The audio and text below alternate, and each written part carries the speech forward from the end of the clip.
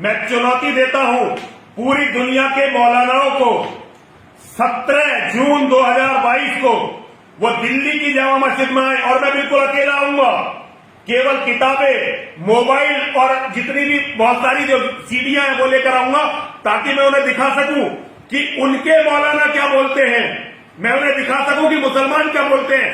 आज मैं फिर से आपके सामने ये ऐलान करता हूं कि उस मलऊन पाखंडी ने जो चंद महीनों से गुफे में बैठा हुआ था और अब बाहर आकर के चुनौती दे रहा है, चैलेंज दे रहा है सारे मौलाना लोगों को, उलमा को, कि सब के सब तुम लोग दिल्ली की जामा मस्जिद आ जाओ 17 जून को जो जुम्मा का दिन है, और जुम्मा के दिन वहां पर ये जामा मस्जिद में आकर मेरे नबी के हकीकत बताना चाहता है।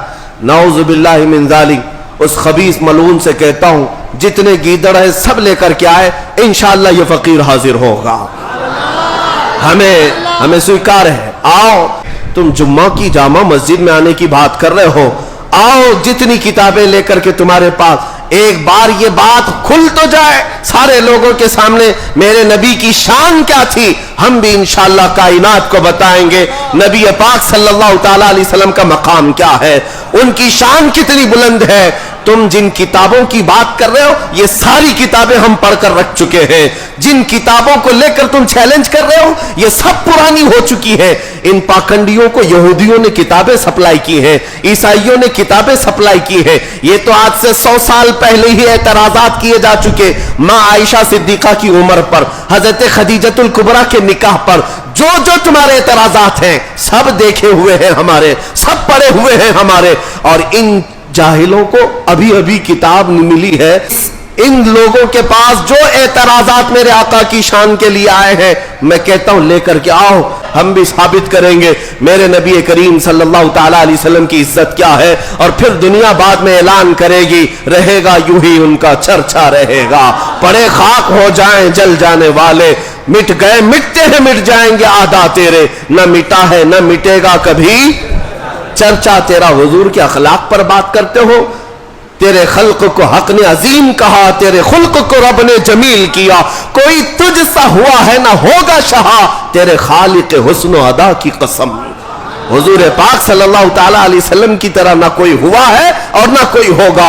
अल्लाह की सरताब कदम शान है ये, इंसान ही इंसान वो इंसान है ये। कुरान तो ईमान बताता है इन्हें और ईमान ये कहता है मेरी जान है ये।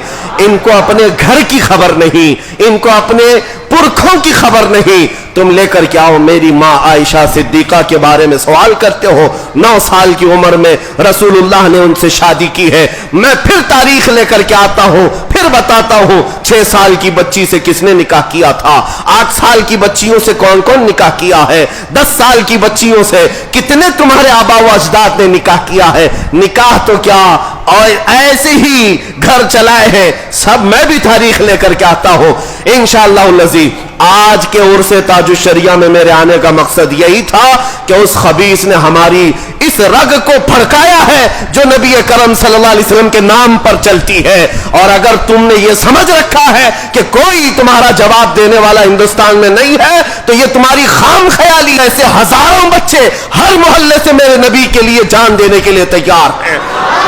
हुजूर पाक सल्लल्लाहु ताला अलैहि वसल्लम के लिए भद्दे भद्दे एतराजात और गालियां लेकर यानी की बात कर रहे हैं। ऐ मेरे अजीजों, दुआ करो अल्लाह ताला 17 तारीख तक हमें उम्र अता फरमा दे और इस माहौल में अल्लाह करीम हमें अपने नबी पाक के परचम को बुलंद करने की ताकत अता फरमाए। और जब तक हम जिंदा रहे हमारी जान और हमारे खून का हर कतरा नबी पाक के कदमों पर कुर्बान हो जाए इंशाअल्लाह अज़ीज। इंशाअल्लाह मैं आपको ये बताता हूँ, इन गीदड़ों का हाल बरसों से हमने देखा है। ये अपने गुफे में बैठकर चीख तो सकते हैं।